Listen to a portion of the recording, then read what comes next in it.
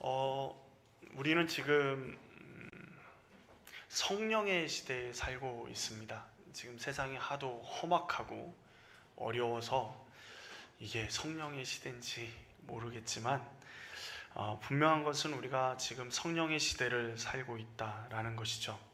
성령님이 우리 가운데 함께 하시고 역사하시고 우리를 가르치시는 시대 가운데 살고 있는 것입니다.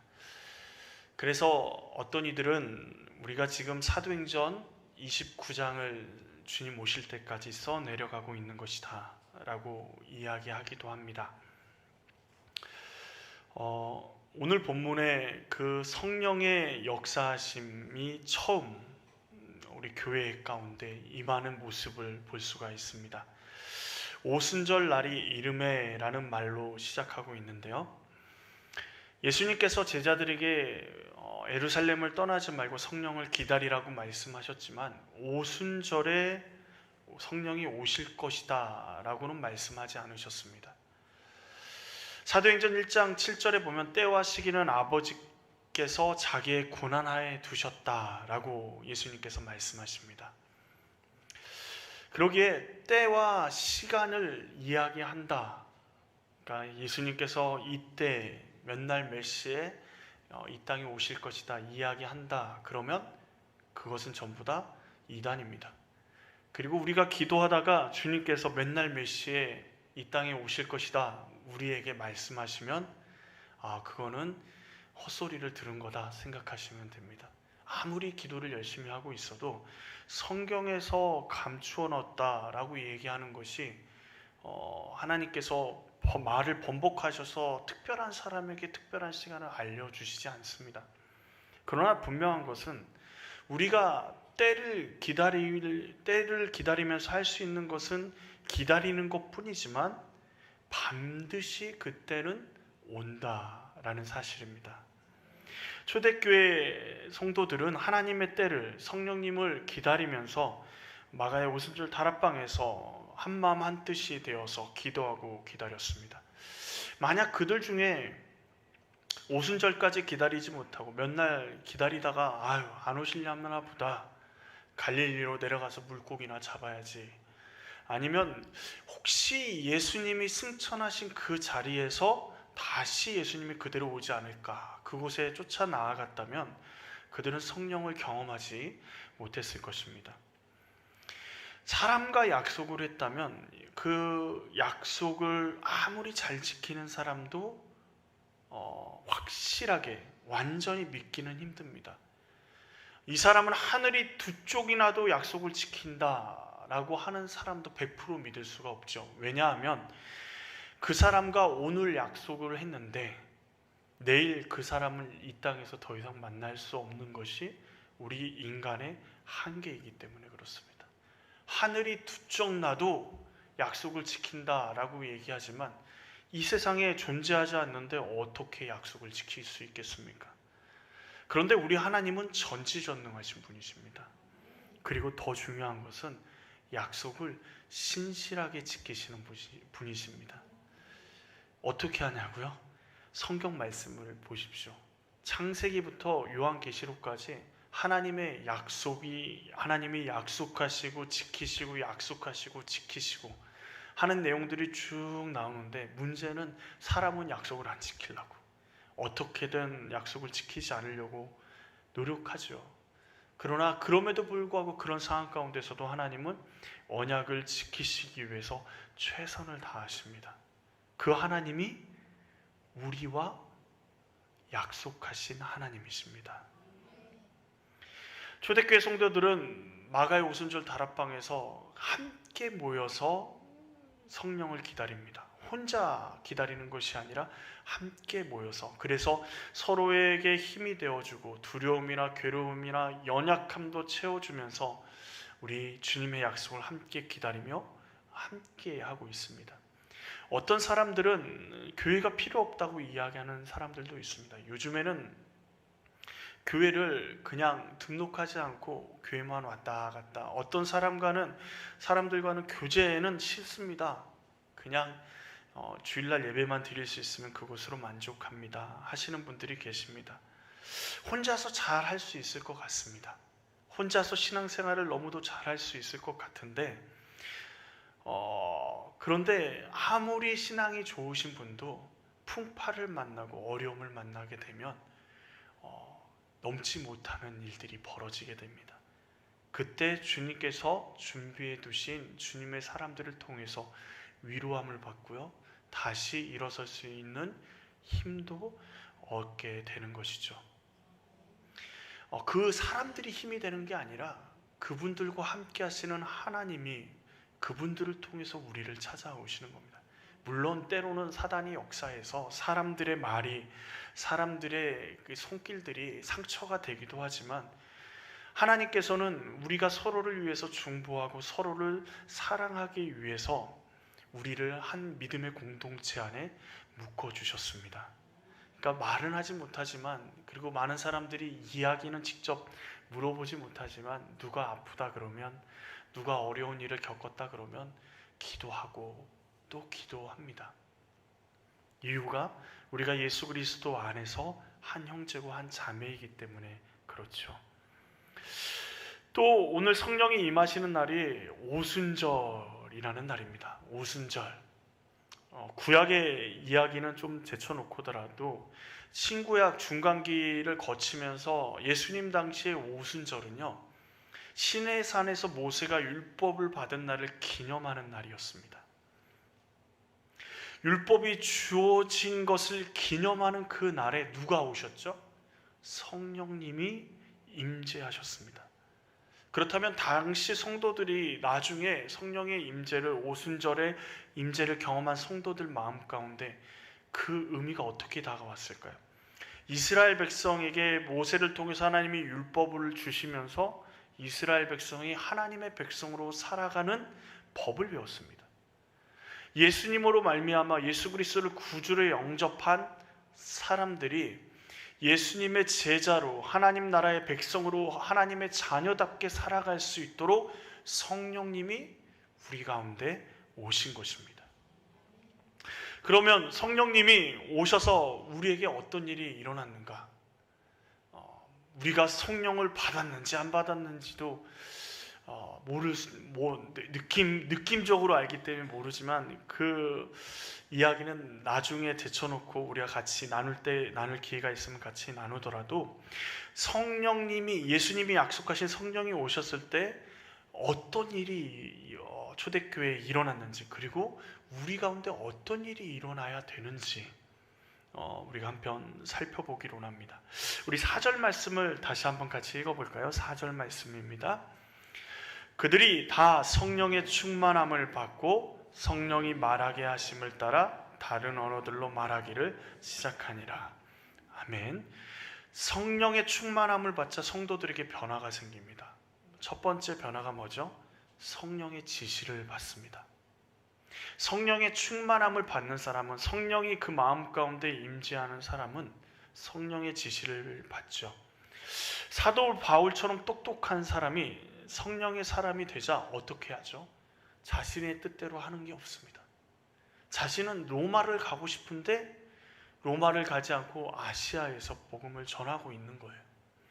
로마에 가야 되는데 하지만 하나님이 계속 막으시니까 가지 않는 거죠. 성령이 오시면요, 자신이 가진 지식, 자신의 판단, 자신이 자랑했던 모든 것들이 아무것도 아닌 것을 깨닫게 됩니다. 바울은 그것을 뭐라 그러냐면 배설물 같이 여긴다라고 이야기하죠. 기존의 삶이 완전히 변화되게 되는 것입니다. 자신이 소중히 여겼던 것이 어떻게 배설물처럼 여겨질 거야? 돈은 똑같은 값어치를 가지고 있는데 그것이 아무것도 아닌 것처럼 어떻게 여겨질까요? 정말 이것을 모으기 위해서 전전긍긍했는데 주님의 뜻을 위해서 선뜻 내놓을 수 있는 이유가 뭘까요? 아니, 선뜻 내놓는 것뿐만 아니라, 가지고 있는 것을 선뜻 내놓는 것뿐만 아니라 하나님 안에서 비전을 품고 그 일을 위해서 기도하면서 모을 수 있는 이유가 무엇입니까? 무엇 때문에 그렇죠? 성령님이 우리에게 임하심으로 우리의 우선순위가 바뀌게 됩니다. 우리의 눈에 진리를 보기 시작하는 것이죠. 돈, 명예, 권력, 나를 즐겁게 하는 모든 것들이 세상적인 기쁨이었는데 성령이 임하시니까 그게 더 이상 좋게 보이지 않습니다.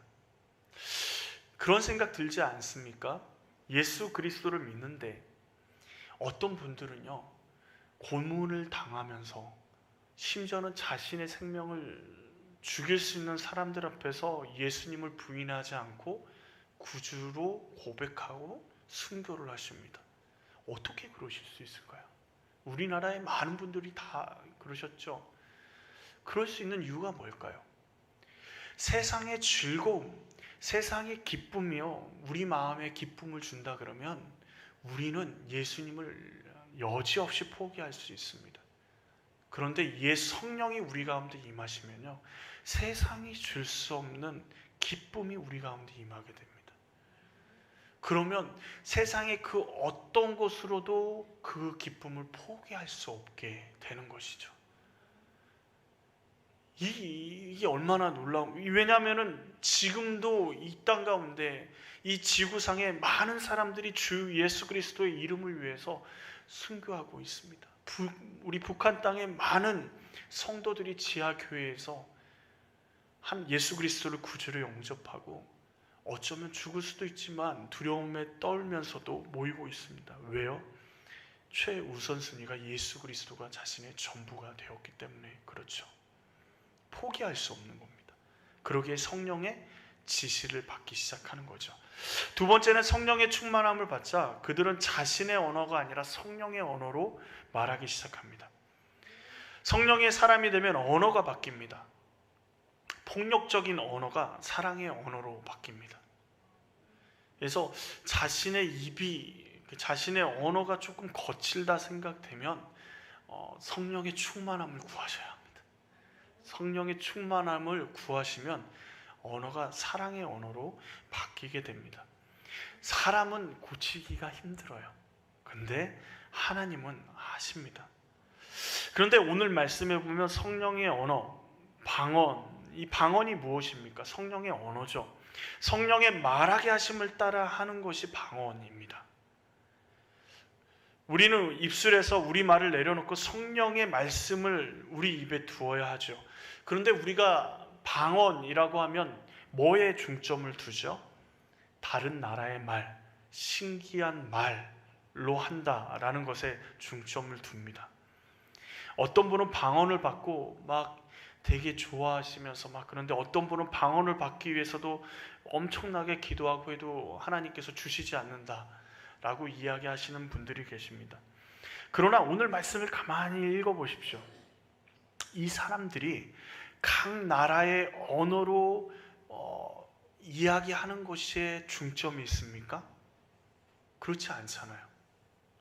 이 사람들이 지금 120명이라는 사람들이 각자의 언어로, 여러 가지 언어로 이야기하는 것에 중심이 있는 것이 아니라 그 언어로 어떤 말을 하고 있느냐가 중요한 거죠. 그러니까 성령의 역사하심, 성령의 말하게 하심을 따라 이야기하는 것, 방언을 이야기하는데, 우리 입술을 주장해서 방언으로 말씀하시는데 우리 입술에 어떤 언어로 이야기하느냐에 사람들은 관심이 갔죠. 우리나라의 한 종파가 그렇죠. 개신교의 한 종파가. 그래서 방언을 가르치는 교회도 심지어 있다고 이야기를 듣는데 어리석은 일입니다. 성령이 우리 가운데 말씀하시면 그 말씀을 따라 이야기하는 것, 그리고 그 성령이 말하게 하심을 따라, 그리고 우리 마음을 주장하심을 따라 이 말하고 기도하는 것이 성령의 말인 것이죠. 한국말이어도 또박또박한 음성이어도 성령님이 우리 마음을 주장해서 말씀하게 하시면 그것은 하나님의 언어가 될 수 있는 것입니다. 또 성령의 임재가 가득합니다. 그런데 성령이 주의 전에 온 집에 가득하다라고 이야기하는데 어떻게 임재하죠? 3절 말씀에 보면 마치 불의 혀처럼 갈라지는 것들이 그들에게 보여 각 사람 위에 어떻게 해요? 하나씩 임하여 있더니. 지금 이스라엘 백성은 하나님을 만나려면 어디로 가야 되죠? 예루살렘 성전으로 가야 합니다. 하나님을 만날 수 있는 장소가 예루살렘 성전뿐이었습니다. 장소가 굉장히 중요해요. 예루살렘이 굉장히 중요한 장소입니다. 그런데 지금 성령이 어떻게 임했죠? 온 집에 가득 임했는데, 온 집에 가득 임한 것으로 끝난 게 아니라 불의처럼 갈라지는 것들이 어떻게 해요? 각 사람 한 사람에게 임하고 있는 것입니다. 우리 한 사람 한 사람이 누구의 전이 됐어요? 성령의 전이 되었다라고 이야기하는 겁니다. 우리가 언제 어디서든 무엇을 하고 있든지 눈을 감든 눈을 감지 않든 주님을 부르면 주님은 우리의 기도를 응답하십니다. 우리가 주님을 부르지 않아도 주님은 우리에게 계속 말씀하고 계십니다. 성령님과 언제든 만나고 언제든 이야기할 수 있죠. 심지어 다른 사람과 대화하는 중에도 그분을 위해서 성령님께 기도할 수 있습니다. 그러나 중요한 한 가지, 한국 교회는 많이 오해하는 것들이 있는데, 성령은 힘이 아닙니다. 파워가 아닙니다. 능력이 아닙니다. 성령님은 인격체이십니다. 인격적인 분이십니다. 하나님, 예수님, 성령님, 삼위일체 하나님, 인격적인 분이신데 성령님을 힘처럼 파워처럼 이렇게 생각하시면 성령님과 인격적인 만남을 갖지 못합니다. 우리가 성령의 시대에 살고 있다고 말씀드렸죠. 그 말은 무슨 말이냐면, 우리가 성령의 학교에 입학해서 성령님이 가르쳐 주시는 그 길을 따라 한 사람 한 사람이 걸어가고 있습니다. 우리가 모르는 것들은 주님께 물어보셔야 돼요. 근데 왜 물어보지 않죠? 우리 성령님이 우리와 함께 계시다라는 생각을 하지 않기 때문에 그렇습니다. 때마다 시마다 궁금한 게 있을 때마다 주님께 물으십시오. 어떤 기도의 제목을 가지고 어떤 이야기의 제목을 가지고 가셔서 주님께 말씀하셔도 주님은 우리 한 사람 한 사람에게 함께 하시기에 응답하십니다. 또 네 번째로 성령님은 하나님의 큰 일을 말하게 하십니다. 11절 하반절을 보시면요, 우리가 다 우리의 각 언어로 하나님의 큰 일을 말함을 듣는도다. 성령님께서 임하시면 어떤 일을 말하느냐, 내 일, 예언 이런 것들이 아니라 하나님의 큰 일이 주된 내용입니다. 하나님의 큰 일이 뭐죠? 이단 중에 자신을 보혜사라고 이야기하는 사람들이 있습니다. 내가 보혜사다, 자기가 예수다 그러면 너무 이단이 티가 나니까 좀 헷갈리게 하려고 보혜사라 그러는지 모르겠지만, 그런 사람들의 이야기를 가만히 들어보면 하나님의 큰 일과 전혀 관계없는 이야기들을 합니다. 하나님의 큰 일을 이야기하는 것이 중심이 되지 않으면 전부 다 사기꾼입니다. 하나님의 큰 일이 무엇이죠? 이 세상에서 가장 큰 일이 무엇입니까? 하나님의 행하신 가장 큰 일, 예수 그리스도가 이 땅에 오셔서 우리의 죄를 지시고 십자가에 달려 죽으시고 그리고 부활하시고 승천하시고 다시 이 땅을 심판으로 오실 그 예수님을 기다리는, 재림하시는 예수님을 기다리는 그것, 복음이 가장 큰 일입니다. 성령이 임하시면요, 우리의 일, 우리의 생각, 우리의 것들이 아니라요, 하나님의 큰 일, 하나님의 놀라운 역사하심, 하나님이 우리를 얼마나 사랑하시는지, 하나님이 이 세상을 얼마나 사랑하시는지, 얼마나 큰 일을 행하셨는지 말하게 하십니다. 성령님이 우리 삶을 인도하기 시작하시면 우리 삶에 놀라운 역사들이 일어나기 시작합니다. 어떻게 우리 삶이 변하기 시작합니까? 우리의 삶의 모든 영역이 예수 그리스도 중심으로 삶이 재편됩니다. 우선순위가 예수 그리스도가 되는 것이죠. 막 드러내지 않으셔도 돼요. 나 예수 믿고 교회 다닌다, 감추지도 않지만 막 이렇게 드러내지 않아도 사람들은 그냥 알아볼 겁니다.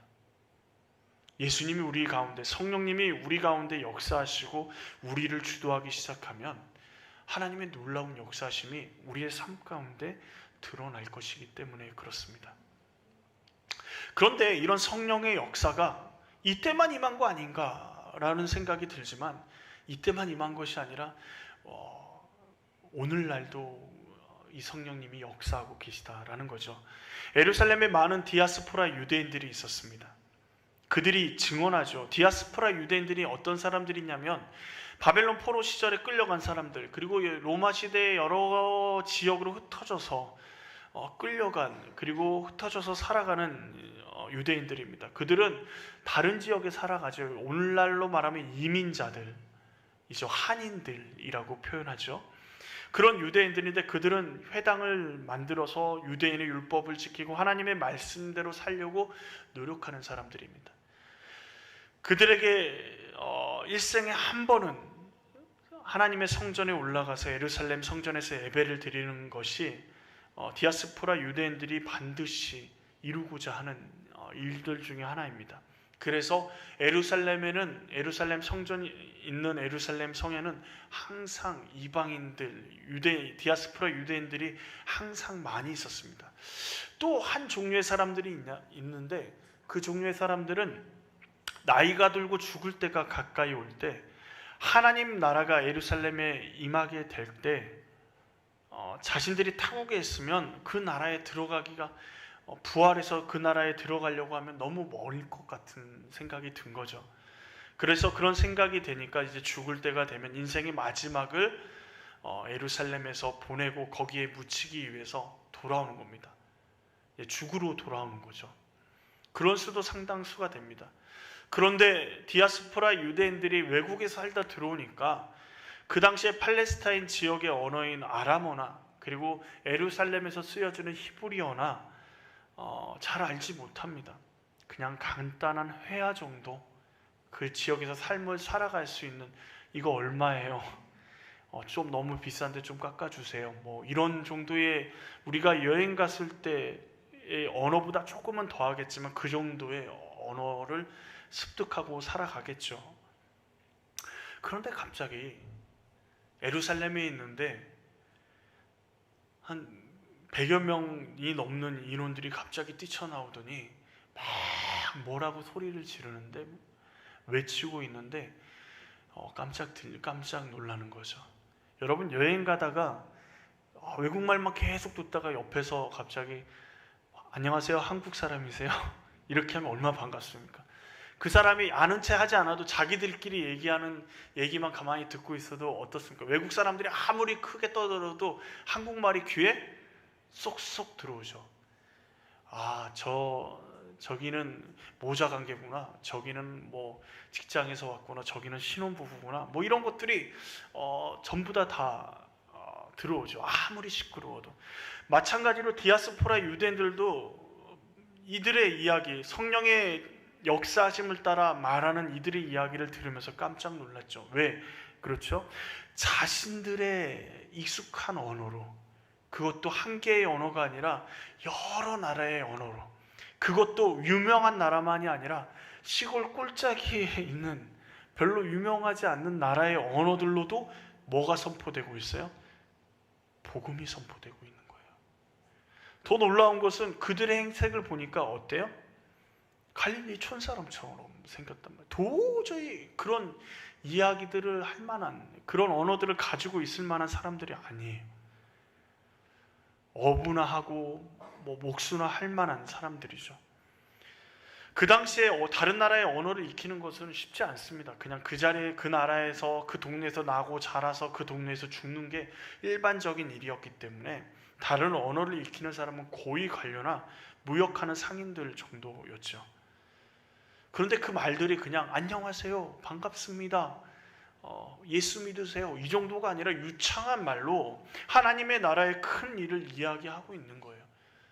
하나님이 세상을 이처럼 사랑하셔서 여러분을 위해서 하면서 아주 유창한 말로 그들이 어떤 말을 했을까?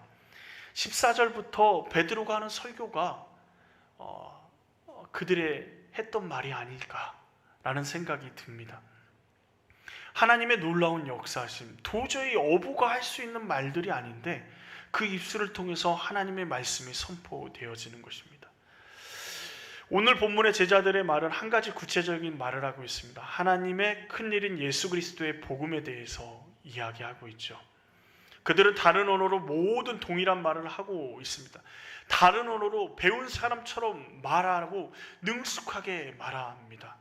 그런데 그들을 보면서 사람들의 반응이 엇갈리게 됩니다. 12절에 보면 다 놀라며 당황하며 서로 이르되 이 어찌된 일이냐 하며 이들은 놀라고 당황해합니다. 그런데 지금 이 일이 보통 일이 아니라는 사실을 깨닫게 되죠. 그래서 고민하고 어찌된 일인가? 어떻게 이런 일이 일어날 수 있는가? 알아보고자 하고 사실을 확인하고자 합니다. 이들은 14절 이후에 베드로가 그들이 어떻게 되는 일이냐라는 이 이야기의 대답을 정확하게 이야기해 주죠. 이것으로 베드로의 설교를 통해서 그들은 예수님께 돌아올 수 있는 기회를 얻습니다. 놀라운 하나님의 역사를 보고 그것으로 하나님이 역사하셨구나 그것으로 끝내면 그냥 놀라운 역사로 끝납니다. 그러나 하나님의 역사가 일어나자 그것이 어찌된 일인가 궁금해하며 알고자 하면 더 깊은 하나님의 진리를 깨닫게 되는 것이죠. 하나님과 더 깊은 교제 가운데 들어가게 되는 것입니다. 우리 가운데 놀라운 일이 벌어질 때가 있습니다. 하나님이 우리 삶 가운데 놀라운 역사를 행하실 때가 있습니다. 그때 우리 안에 하나님이 나를 살리셨군요 감사합니다로 끝나는 것이 아니라 하나님 앞에 내가 죽을 뻔했는데 하나님이 나를 살리셨다면 하나님 내가 하나님 저를 왜 살려주셨습니까? 하나님의 뜻이 어디 있는지를 묻고 하나님의 말씀을 찾고 나아가면 답을 찾아 나아가면 놀라운 하나님의 은혜가 우리 삶 가운데 더욱더 확장되어져 가는 것입니다. 이들의 궁금해하고 이들의 여러 가지 고민거리를 베드로의 설교를 통해서 해결은 받았듯이 우리도 하나님의 말씀을 통해서 더 깊은 하나님과의 교제 가운데로 나아갈 수 있습니다. 두 번째 부류가 그런 데 있습니다. 13절 말씀을 보시면 또 어떤 이들은 조롱하여 이르되 그들이 뭐라고요? 세술에 취하였다 하더라. 그들은 모든 역사를 부인하려고 합니다. 이들이 하는 거는 술에 취해서 하는 이야기지 술에 취하면 이렇게 되는 거지 도저히 이거는 있을 수 없는 일이야 라고 이야기하죠. 세술에 취했다라는 말은 그런데 상식적으로 이렇게나 보나 저렇게 보나 말이 안 됩니다. 첫 번째는 15절에 우리 읽진 않았지만 베드로는 단 한마디로 이야기합니다. 때가 제3신이 너희 생각같이 이 사람들은 취한 것이 아니라 오전 9시에 무슨 술을 마실 사람이 있겠느냐는 거죠. 이스라엘 백성들은요, 유대인들은 해가 떠 있을 때 술을 마시지 않습니다. 더군다나 아침에 술을 마시지 않죠. 그런데 술을 마셨다고 쳐도 지금 인원이 몇 명입니까? 120명이 전부 다 술 마셔갖고 술 취해서 한 자리에서 이렇게 떠드는 일이 있을 수 있습니까? 아니, 한 10명만 돼도 이해가 됩니다. 근데 120명이란 말이죠. 이 조롱하는 사람들도 자신들이 말이 안 되는 것을 알고 있습니다. 자신들의 이야기가 말도 안 되는 얘기라는 것도 알고 있습니다. 그럼에도 불구하고 그 놀라운 일을 부인하기 위해서 자기 자신에게 이것을 인정하고 싶지 않은 거예요. 그것의 영향력을, 성령의 역사의 영향력을 받고 싶지 않은 거예요. 그들이 말이 맞다면 술 취했는데 어떻게 다른 나라의 말을 합니까? 배우지도 않은 하나님의, 그것도 하나님의 큰 일을 말할 수 있습니까? 그들 마음 가운데 자신의 상식으로 이해되지 않는 것, 자신의 머리로 이해되지 않는 것, 믿어지지 않는 것 거부하고 싶은 것이죠. 세상은 하나님의 놀라운 역사를 말도 안 되는 이야기들로 부인합니다. 놀라운 논리로 그들이 말하는 여러 가지 논리적인 방법으로 예수 그리스도를 믿는 것이 가장 좋은 길인 것을 이야기를 해도 그들은 나는 그냥 이 길로 가련다라고 이야기합니다. 왜요? 자신의 자존심, 그리고 자신이 가지는 욕심. 그래서 주님을 믿으면 놔야 되는 그 모든 것들을 거부하는 것이죠. 근데 예수를 믿어보면요, 그들이 그때 내가 쥐고자 했던, 쥐고 있었던 그 모든 것들이 앞에서 말씀드렸듯이 전부 아무것도 아닌 거예요. 우리가 어렸을 때 그렇게 귀중히 소중히 여겼던 장난감 기억나십니까? 그게 그렇게 소중히 여겼는데 지금 그 장난감이 내 손에 있습니까? 아니요. 아무것도 아닌 게 되잖아요. 주님이 우리 가운데 임하시면, 주님만 우리 가운데 받아들이면, 이 성령이 우리 가운데 임하시면 그것들은 아무것도 아닌데 그 자리까지 가는 것이 너무도 힘든 것입니다. 주님은 우리의 삶에 놀라운 주님의 손길들을 드러내고 계십니다. 그리고 우리에게 수없이 많은 방법들로 말씀하고 계십니다. 우리가 주님의 놀라운 계획에 참여하기를 원하십니다. 성령님이 우리 가운데 임하셨습니다. 그렇다면 성령님 앞에 예 주님, 주님의 뜻대로 하십시오 라고 엎드리며 나아갈 때 우리 스스로 우리가 제자의 삶을 증명하지 않아도 우리의 삶을 보면서 많은 사람들이 예수님의 제자라는 것을 알게 될 것입니다. 예수 그리스도를 구주로 영접한 우리와 늘 언제나 성령님은 함께 하십니다. 우리의 삶 가운데 성령님께 맡겨드리십시오. 성령님과 함께 동행하십시오. 예수님의 제자로 세상을 변화시키고 세상의 소금과 빛의 역할을 성령님이 우리를 통해서 감당할 수 있는 새 힘을 주실 것입니다. 언제나 어디서나 어느 때나 성령님은 세상 끝날까지 우리와 함께 하십니다. 기도하시겠습니다. 은혜가 풍성하신 하나님 아버지, 성령님이 우리와 함께 하시는 줄 믿습니다. 성령님, 성령의 충만함으로 우리가 온전히 주님의 뜻대로, 주님의 가르치시는 그 길대로, 그리고 성령님이 말씀하시는 그 언어를 사용하며 이 땅에서 하나님의 뜻을 온전히 이루어갈 수 있는 우리의 삶 되게 도와주시옵소서. 예수님의 이름으로 기도합니다. 아멘. 우리 찬송가 191장 1절 4절을 부르시고 우리 이만선 목사님 축도해 주시겠습니다.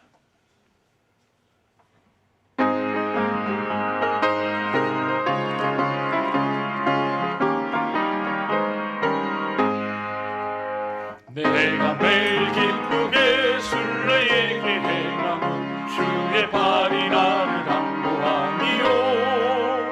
내가 주의 큰 복을 받는 참된 비결은 주의 영이 함께함이라. 성령이 계시네, 할렐루야 함께하시네. 좁은 길을 걸으며 밤낮 기뻐하는 것 주의 영이 함께함이라. 세상 모든 욕망과 나의 모든 정욕은 십자가에 이미 못을 박았네. 어두운 밤이 지나도 무거운 짐 벗으니 주의 영이 함께함이라. 성령이 계시네, 할렐루야 함께하시네. 좁은 길을 걸으며 밤낮 기뻐하는 것 주의 영이 함께함이라. 아멘.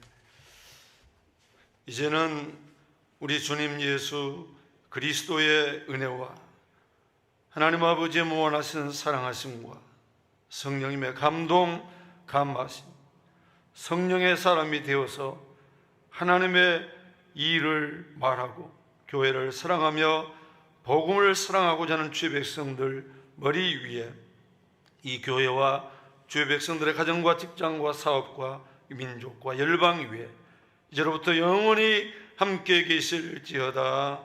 아멘.